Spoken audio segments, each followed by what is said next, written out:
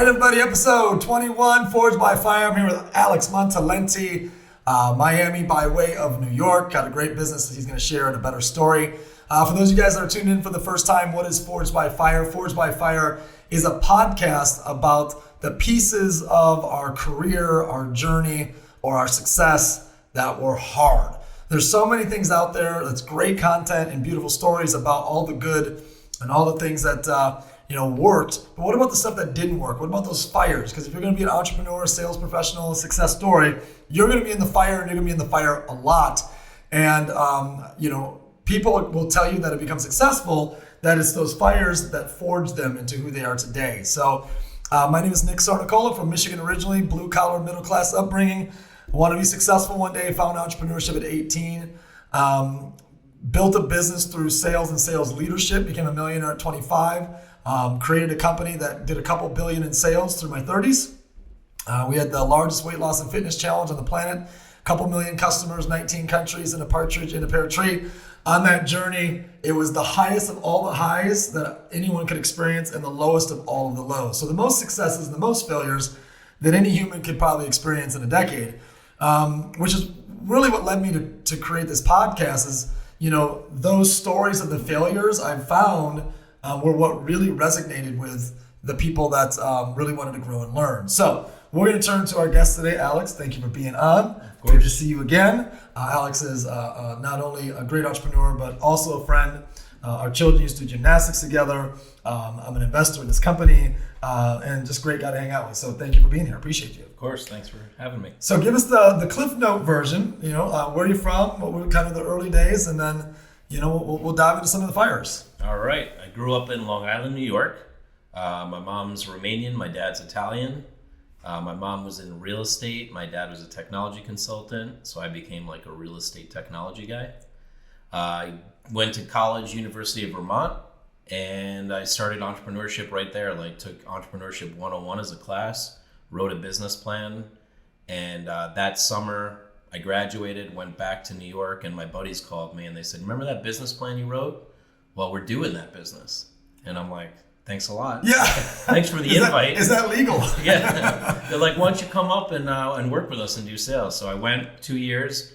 We built a website for the University of Vermont and all the kids so they could order food online. They could order groceries online. Like before Instacart, we actually put an entire grocery store online and kids were ordering food and getting it delivered, and we were making 10% on every order. Was it delivered in Vermont by horse and buggy? How does that? So we hooked up with a courier service that actually had refrigerated coolers. Yeah. And we would e-fax the order to both parties. Okay. And then they would go pick up the order and deliver it. So then once we did it for that, we did it for 50 restaurants. So we did Uber Eats back in the day. This was in what year is this? 1999. Yeah. Wait, 99. Yeah. I thought, okay. So in 99, I got my first email address. I was 19 years old, turning 20. I didn't have a cell phone yet. And you're already creating Uber Eats and Instacart before they exist. They were fax machines, so it worked. Holy shit. Yeah, it was really early. It was too early, right? So we realized that nobody had websites, so we had to build websites. So we built a company called Burlington Internet Company, started building websites for everybody in the area.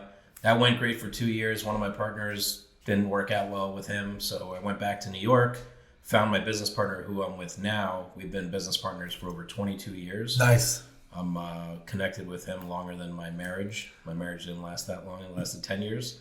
So 22 years with my business partner. This is getting weirder. We never talked about these parts, but my marriage lasted 10 years. And my business partner with Blake Mallon, shout out Blake. I met him when he was 19 and I was 21. So it's 22 years right now. It's the same. I'm 21, 43, 22 years. Cool. It's getting eerie. Okay. Yeah. So you guys link up, start a new business?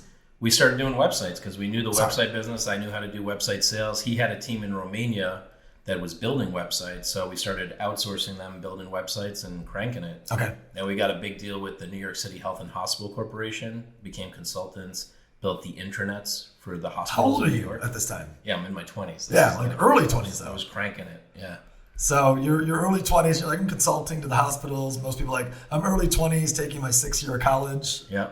We had $1 million contracts. It was crazy. A lot of money came through. I was buying land in Romania. I was buying apartments in Argentina, sold all that stuff. But yeah, it was crazy times. Wow, early adopter and early age to be so assertive. What kind of triggered that type of entrepreneurialism in your late teens, early 20s? So I watched my dad being a tech consultant and being an entrepreneur. He was working at the Health and Hospital Corporation and kind of brought me in.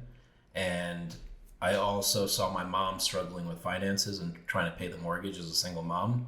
So I was like, I'm going to help out. I want to pay the mortgage. I don't want my family to struggle. So I started paying half the mortgage and then started doing the mortgage payments for the family. That's very cool. And I was like, I just want to be in control of the money situation. I don't want to come from this fear-based, we're not going to make the mortgage payment. What's going to happen? How are we going to retire? All this stuff. I was like, I'm not playing that game. So that's really what got me going to start with. And then I read, a book about recurring revenue, the E-Myth. Okay. And I'm like, I got to build a recurring Is revenue that business. Gabriel? I think it was Gerber. Gerber. Yeah. Gerber. Yep. Michael Gerber? Yeah. Okay. Yeah. So my mom was like, oh, let's do a restaurant. I love food. And I'm like, Mom, that's the worst business you could be in. There's no recurring revenue. 18 hours of work. Yeah. Everyone hates you. So Complaining nonstop. So my mom was doing real estate, and I came home and I started learning like what she's doing. And I'm sitting there in front of the computer one day, and it said, we can take all the data about properties and give it to you, and now you can put it on your website. And I'm like, wait a second, how can I automate that? So me and my business partner created an automated solution for realtor websites. Okay. We were the first company to do that in Long Island, New York. And that's how we created recurring revenue. Again, like $299 per month from real estate offices to update their websites automatically. So you're very innovative on.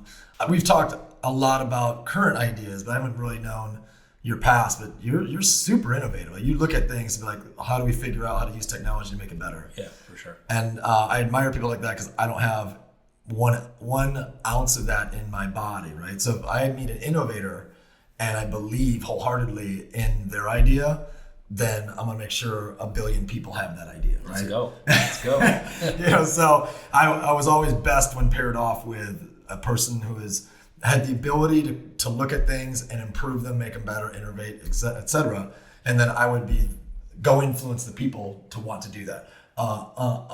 Uncomplicate the message, unfuck the message so that the average person can accept it or whatever. So I didn't know that much. That's bravo. Yeah, bravo to thanks. you. So on this journey, we're going to go through two fires with you, which is, usually only have time for one. So you got the one story you told me isn't necessarily the business forged by fire moment, but it's such a great learning lesson that we had decided, you and I outside, to talk about this. So you're in your mid-20s at this time? Yep. Okay. So you're in your mid-20s, business is going great, but you're burning out. So walk us through. Yeah, so we're building this real estate company. We called it the Realtor Solution, then we called it eRealty Solution, and we're launching all these websites for all these brokerages, and I'm getting all the websites built overseas in Romania, which meant I had to not only sell all day, but then stay up all night to get them developed. Yep. Right, so then we had 2 people in Romania, then 4 people in Romania, then 6 people in Romania, then 200 offices are using our solution. I'm cranking all hours, barely sleeping, and one day I'm with my business partner, we're like talking about business in Queens, New York. Finally gotten to the point where I had my beautiful BMW, the way I wanted it, dream car, black trim, M package, souped up. And we're both like talking about how awesome our cars are and like we've made it and like things are going great in our 20s.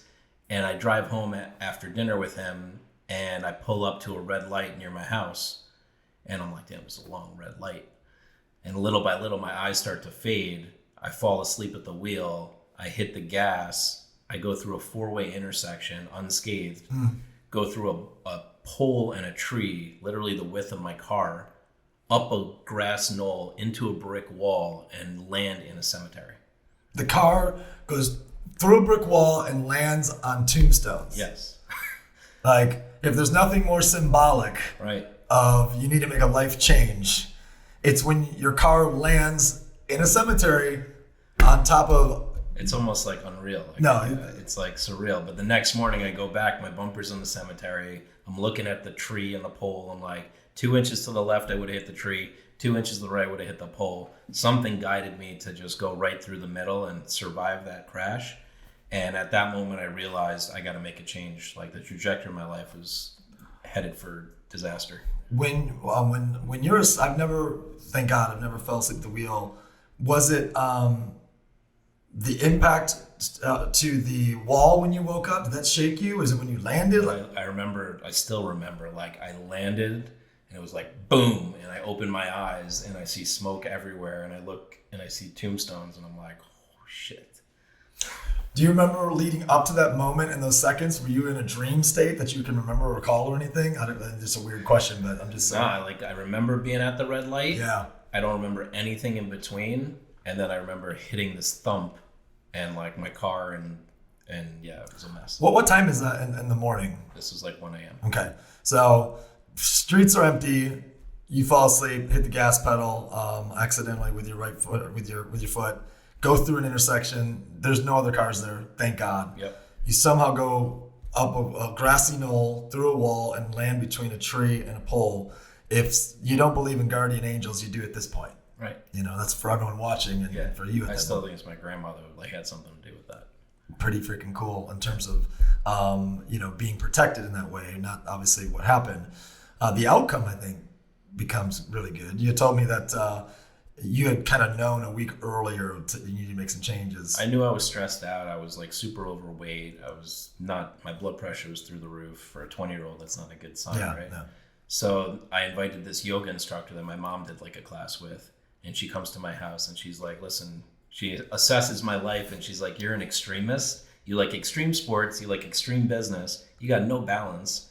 You got to balance it out. You got to back off of work, and you got to like get under control. And I'm like, get the hell out of my house. Get out of my house. Like, I'm good. I know what I'm doing here. I'm making money. I hadn't crashed my car. Literally the next week is when I crashed my car. So then I called this woman back, Michelina, and I'm like, Michelina, you got to help me. Like, I apologize. Right. I apologize. I apologize. You're right. And she worked with me. I started doing meditation, yoga, creating my space, like looking at my health, doing breathing. First thing she said is you got to take 23 breaths when you wake up in the morning and just take a pause. You jump out of bed. Like I was jolting. I can still remember like jumping out of bed. Like out of curiosity, did you say to your mom, hey, I think I need to start yoga? Did your mom come to you and say, hey, I've got somebody, I think you need to try this? I think I'll give my mom the credit for that, but I can't remember exactly. The reason why is because was the grandmother you referenced, was that your mom's mom by chance? It was. Yeah. That's really interesting, right? So depending on what you believe in, that, you believe it was your mother's mother that protected you that night, and it was also your mother that came to you the week before it happened and said, so, there's probably a lot of synchronicity in between all of that in terms of the energies okay, so I want to go back to the moments where you get out of the car. What are you thinking the next day? What do you think? Let's go through these 24, 48 hours of what's happening.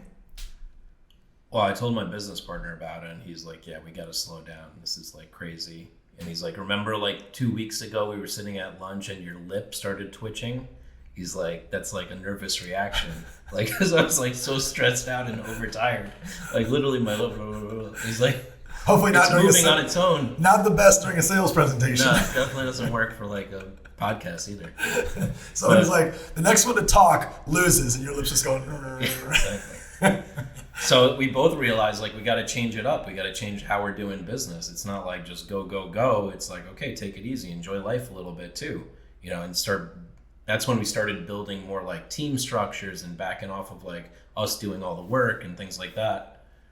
But, we kept going for a while with our businesses. It kept growing, but we kept hitting this max out point.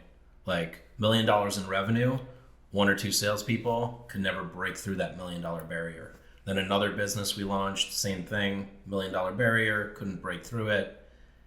And I got to a point where I was like pissed off.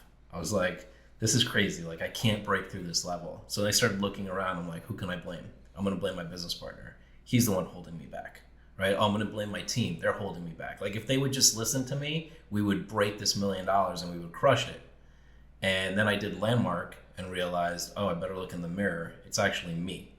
Like I'm responsible for this. I'm the one blaming everybody. I'm the one holding everybody back. Because I'm a perfectionist, I got to do it my way, and it's got to be done perfectly. So I'm not even going to give it to you because you're going to mess it up. So that's when I realized, wow, I'm at the source of all this, which gave me power, because now it's like, okay, I can change the trajectory and I can start delegating and trusting and building confidence. Leading. So perfectionism, I don't have that challenge, but perfectionism is, my ex-wife does. If I were to understand this correctly, you give people the opportunity to do things, but then you pick it all apart, destroying the relationship between the two of you. And then you just take the work away from them, getting mad at them for being so dumb that you're just going to do it the smart way, and resenting them for doing their work, and then taking on the work of everyone. Is that all that plus really in my heart and in my soul, knowing that they're going to fail before I even give them the work. Oh, which is like really horrible. That's worse intentionality as you have, like, right.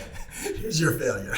I'll be taking this back from you soon. Yeah, exactly. Interesting. So how did you change that characteristic so that you could delegate with the knowledge or the belief that person could win or succeed? So the first thing I did is I actually flew to Romania to meet my team, and I wrote an entire apology letter and read it to them. That's amazing. Yeah. It's beautiful. And then I also called my business partner and released the blame, like saying, dude, this is all me. Like, you're not holding me up. You're contributing to everything that's missing. Like, you're the yin to my yang. Like, the two of us work so well together because he does the things I don't like doing, and I do the things he doesn't like doing. That's why it's such a great partnership. That's how it works. Yeah. And I remember those frustrations before you start to really understand that, where you want your business partner to do more of what you do, and why are you not like me, and why are you not as good as me at this? Right. And then you start to realize, oh, it's because you're great at that. And in fact, don't do this ever. Exactly. In fact, if I catch you doing this, I'm gonna whoop your ass. You do that, I do this, right? Yep. Yeah, and it takes a long time to figure that out. It actually took us 6 months after that to work on a business plan together for the business we would create. It took us 6 months to actually align on the vision, the mission, what we're creating. We worked with a coach, and what we realized is that we were both on the same page, but like just the alignment of the words was different. Different language. Once we could put it all together, we were like, wow, we're so aligned, just like we were when we first met. Yeah. We just lost touch of that. And we created this vision, and we did that before we even built the company that we have now. The company we have now, if I was to show you the business plan, it's scary. The document, the company that you invested in, the one document that we created before the company existed is what this company is. So kind of like the little executive summary. Yeah. You guys see it's fully been executed and in play and working. Yeah, it's crazy. Right turn. So we had talked earlier, so obviously I know where to jump. There's a point where you are probably about, 30 years old, we'll call it. And you are where most people would look at and say, perfect life, got everything. Got the house, got the big yard, got the cars, got the marriage. Yep. Talk to me about those moments. I think you were in Long Island? Yeah, Long Island. Yeah. 34 years old or 35 years old. Baby born, second baby on the way. Got my beautiful house, yard, jacuzzi, loaded it up, said I'm not going to wait. I'm just going to put it on the credit cards and like make this house perfect. I'm never leaving this house. Yeah, my forever mortgage. Home. And after everything was done, even the rose bushes, and like I can still picture it, like everything was like picture perfect. I get on the back deck and I'm like, what the hell am I doing here? This is not for me. And I had launched a new business in Miami that I was going back and forth with my wife. We were launching it together at the time, and realized I need to move to Miami. Like I'm going bigger than this. There's a really interesting lesson in this that you had kind of pursued a path of a keep up with the Joneses locally, but your intuition was pulling you somewhere else the whole time. I didn't know that you'd already had the business started in Miami. So the whole time your intuition's being pulled somewhere else, but in Long Island, you're like, I got to keep up with the Joneses. I got to make this thing beautiful and the rose bushes, and you got exactly what everyone would think that you wanted. Right. But the whole time your intuition knew, what the hell are you doing this for? Even if it didn't get to the really forefront of your mind, or maybe you were doing your best job to push it down. Yep. Speak to that a little bit. Like how long did you know intuitively this is the wrong thing, or was it just it all hit you like a lightning bolt? Kind of hit me like a lightning bolt. Yeah. Give me the, I'm sitting, I want to hear this part again. I'm sitting there, and what are the words that are said to yourself? What do you say back to that? Like, what's the inner dialogue? Well, this was pre me doing Landmark, pre me getting on the same page with my business partner. I'm sitting there going, I don't want to do this for the rest of my life. This business, I'm not really into it. I don't want to live in this house for the next 30 years. Yeah, okay, great school district. I could be here with my kids and all that, but I'd be bored out of my mind.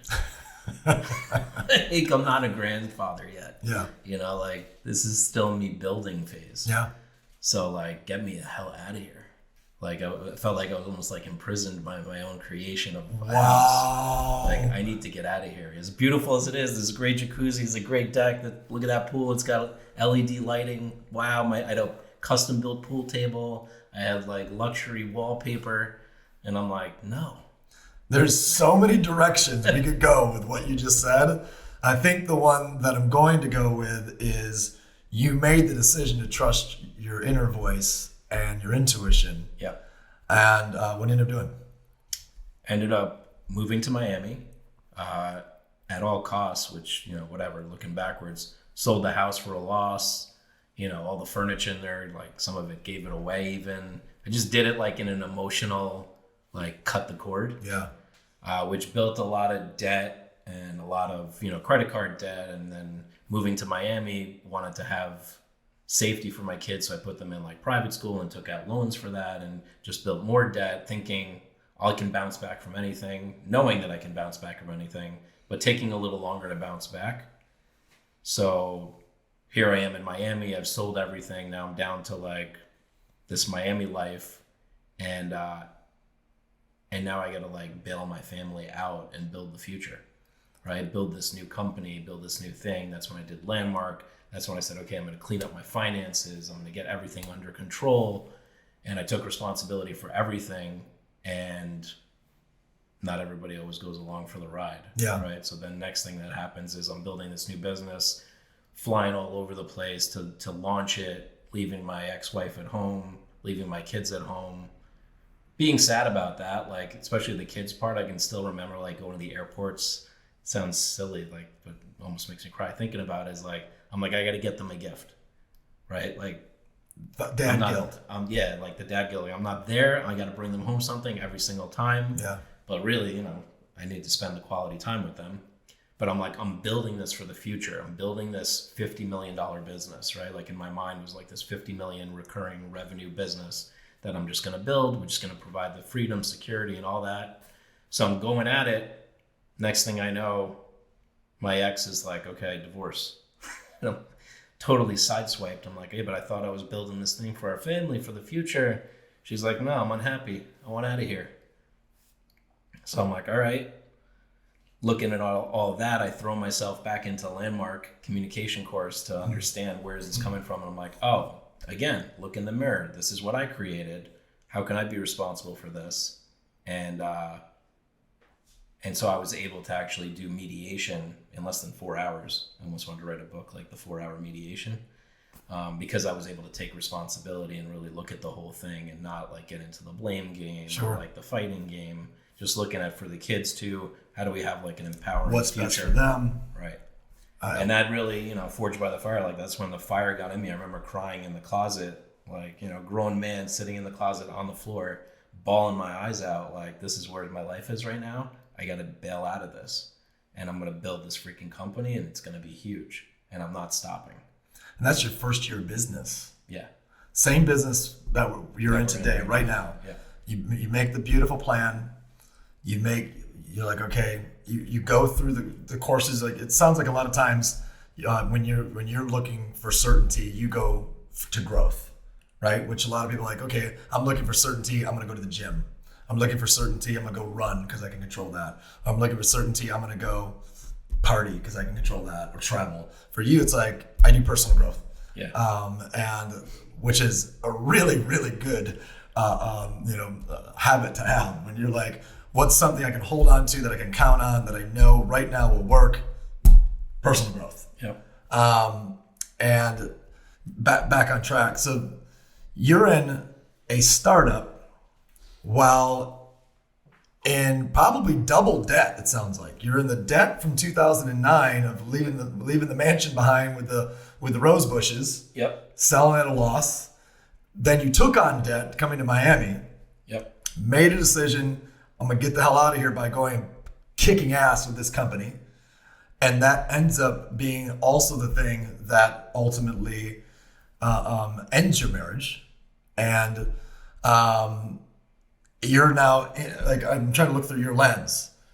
Okay, I thought I was doing this to solve that problem and that problem for all of us, and now that's been broken up, and I still have that problem, and I still have that problem, and I still now have this new company, which is that's a overtime parenting job all the time, 24/7, right? How the hell did you manage out of that? Like, how do you get out of that? The complexity of that fire is business, debt, kids, what becomes ex-wife, startup, business partner, employees. Like, the complexity of that is major. Yeah, and I think I remember looking at like Salesforce.com sales jobs and going, I'm a really good sales guy. I could just go get a job right now. Screw this entrepreneurship. I've had enough. It screwed up my family. Ooh. It screwed up this. It screwed up that. I should just go get a job. I'll make $200K, call it quits.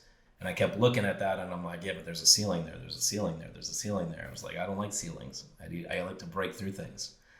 So I kept looking at that and I kept looking at the business and I'm like, I'm just going to freaking go for it again. And I went for it and I raised money. And in our first year, we did 300K. Second year, 450K. Where's the million at? Yeah. Then we went to 600K. Then we hit 1.3 million, and now we just did 3.1 million. So you broke past the milli. Yeah. Because you had said that you kept getting to a million and everything would fall apart. Got to a million. True. So you went 600, 1.3, 3 million. Yep. Never looking back to a milli. Right. Hopefully the new ceiling to break for you is 10 million a year in sales. So I didn't know that you'd almost thrown the towel in. You were just like, fuck it, forget this entrepreneurship stuff. And anyone that's an entrepreneur out there who knows, it's kind of, actually, Lee, you and I were talking about this.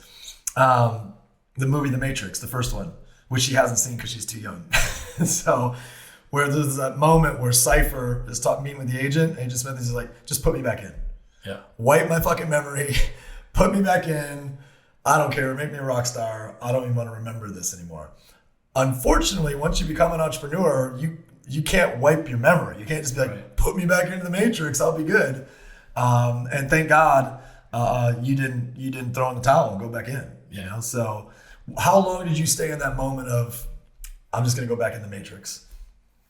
Well, it's when I'm sitting there and it's like, okay, divorce is there, the debt is there. What am I going to do for my kids? Where's my kids' savings? Like, where's my future? And I'm like, okay, security, go back to the safety blanket. You know, my family's telling me, just go get a job. Everybody around him is like, blah, blah, blah, go get a job. You've ruined everything. My ex-wife was like, go get a job. You're a great salesperson. You do fine. And I'm looking at it and I'm like, I was so built for this. Yeah. Like, I was born for this. I've been building for this. And now I've got everything to do this. So I'm freaking doing it. Days?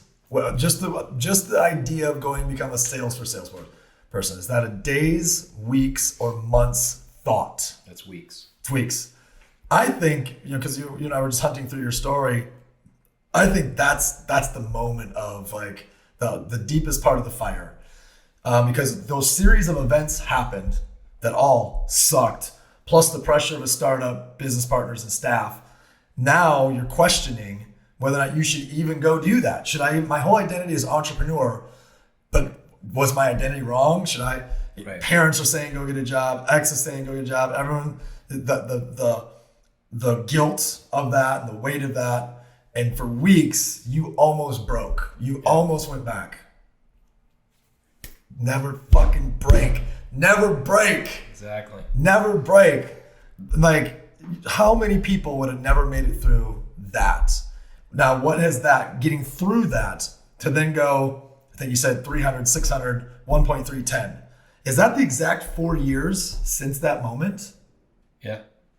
If you saw in terms of timeline, I think it is because you said company started like 19 So 2018 we did 300K. 2019 went up to 450. That's where the divorce 2000 hits? Yep. Okay. 2020 hit about 600 and change.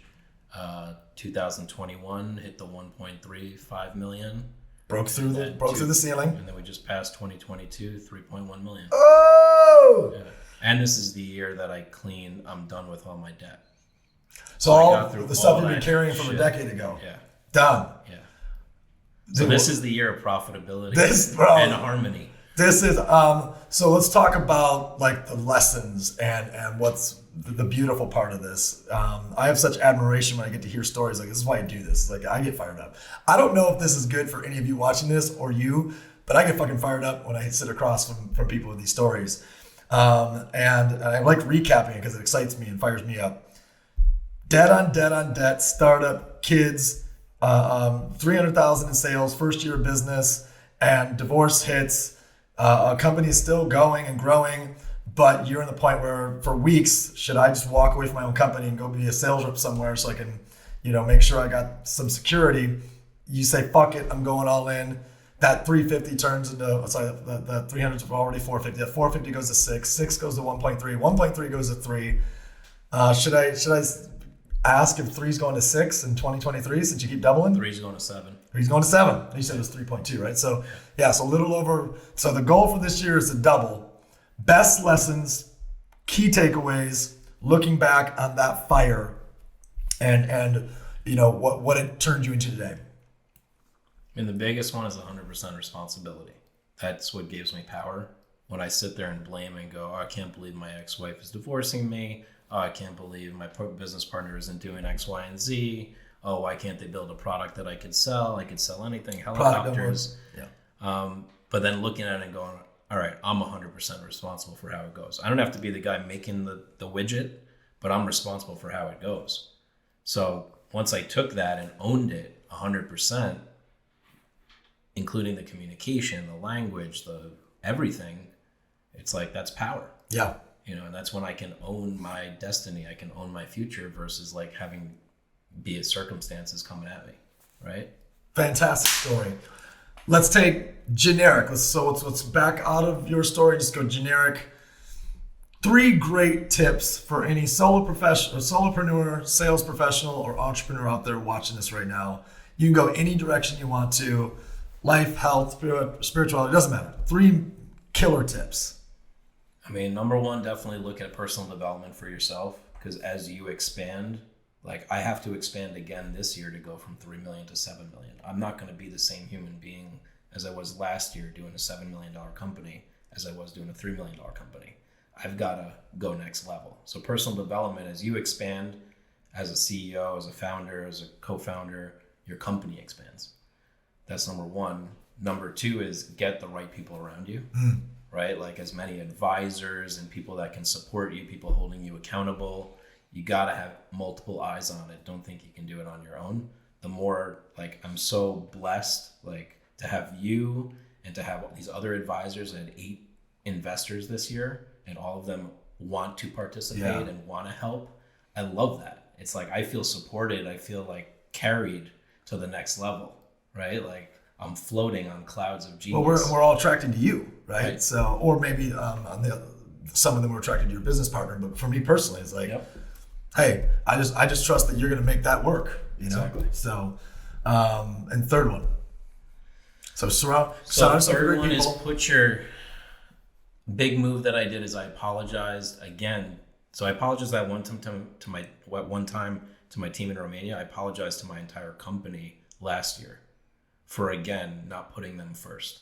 It's not about putting the clients first. You actually have to put your employees first, right? Because they're the ones serving the clients. So when they feel empowered and they feel trusted, it's like what kills me in the past was a support ticket coming in and the client going, I didn't get a response back from support. And I'm like, support, you got to get a response back to this.